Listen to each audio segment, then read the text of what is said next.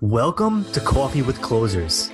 In this series, we interview top real estate producers that are out there making big things happen in the real estate industry. That way you can learn from their failures and their big wins so you can start winning more in your real estate business.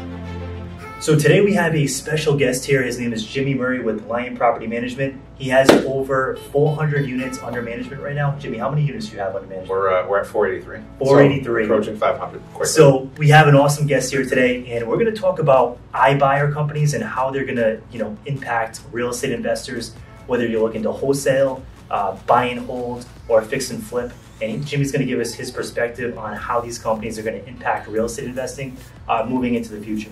So Jimmy, let's dive right into it. Good stuff. So I think that iBuyer companies will definitely have an impact on smaller investors because I think that those style of companies aren't well versed in the typical cap rates that properties trade at in our local market. So like where you or I may want to buy in a neighborhood at a 7 or 8% cap rate on a multifamily investment, these companies may be accustomed to much lower cap rates at like a 5 or 6% rate of return, which is going to artificially inflate prices. So I think that's where it'll start to hurt small real estate investors. There will still be opportunities out there, but I think it's more of like the off-market handshake type of deals. Like Chris has a property that he wants to sell and he comes to me and I'm like, okay, that's a good deal. Like, let me buy into it.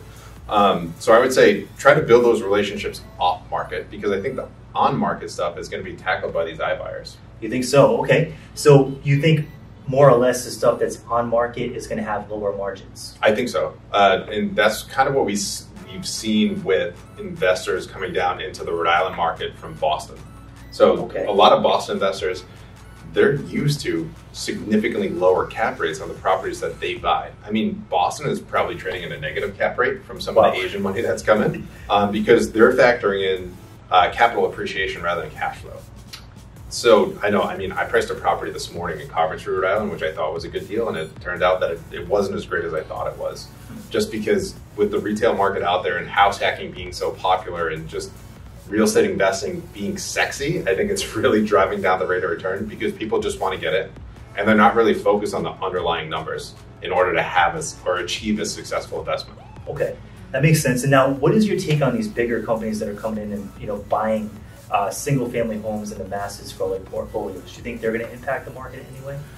So I think probably less of an impact in our local area, but I think kind of the tailwind or the headwind that we don't see yet are the homes coming out of forbearance. I think that a lot of properties are still in forbearance, and I don't know the exact numbers, but kind of the rumblings that I've heard, I think that could have an impact on inventory as well, because you're starting to see the inventory come back. There are a lot of people that are looking at prices saying, I want to sell my house, but they don't know the next house they're going to move into. That's probably. So you haven't seen those upgrades, yes, right, in terms of scaling. So I think there's a lot of pent-up demand in the system, and people are trying to start figuring it out. I mean, we've seen the retail numbers in Rhode Island come up here recently. Yes. In the last 6 months, I think inventory has just about doubled, which is excellent. But it's been very interesting segment of the cycle. It has. And do you think that these bigger iBuyer companies are going to be more dominant in different markets, say Arizona, Florida, what else would be what is Tennessee? There's different markets that are really kind of blossoming right now. Do you think that they're going to focus more on that? I think they're going to look at like more macro numbers, so where the population is moving. Like Rhode Island's population has really remained stagnant. It has. And then, I mean, if I was an iBuyer, I would chase the larger companies that are going to allocate a ton of capital, like multi-million dollars worth of capital. I would chase where the large companies are going, right? So where's Amazon moving to? Where's Tesla moving to, right? So maybe the Dallas-Fort Worth area, anywhere in Texas, Florida. Figure out where the population is moving, figure out where the job growth is, and I think that those are the single-family houses that they're going to chase after. That makes sense. And now, in your opinion, these iBuyer companies, their margins are really thin.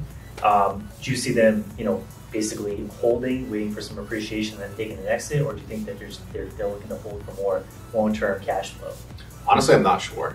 Right? You're not sure about that? I think that's one of the best things I've probably done in real estate. I try not to punt on a lot of questions, but I think just being honest when you're not sure. I think that it's going to be driven by the fund manager, right? Yes. So whatever their long-term strategy is, it could be different across different funds and different portfolio managers and markets, right? So it could be very market specific.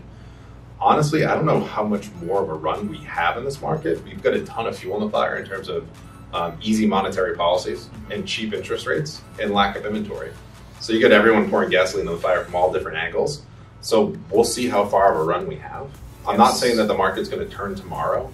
I've heard a lot of rumblings that the market has slowed down. I think that buyers are just getting tired, honestly. Yeah, I think so too. And the inventory is creeping up a little bit, locally, and and every market's different. So people that watch this, they might be in Arizona, they might be in Florida, and the market still might be on fire. Florida's on fire. I know, I've heard.